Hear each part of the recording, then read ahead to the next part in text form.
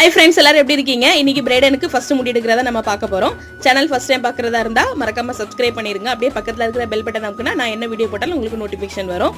என் பெரியம்மாவோட பையன், என் தம்பி பையனுக்கு தான் இன்னைக்கு முடி எடுத்தாங்க.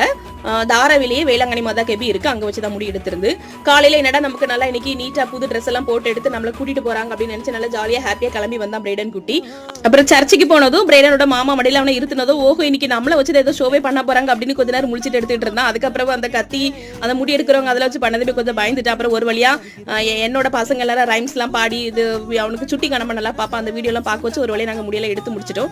அதுக்கப்புறம் லைட்டா கொஞ்சம் மேல தொடச்சு கொஞ்சம் ஈர துணியில வச்சு தொடச்சு கிளீன் பண்ணிட்டு ஏன்னா வீட்டுக்கு போய் அவனுக்கு குளிப்பாட்டுறதா இருந்துச்சு.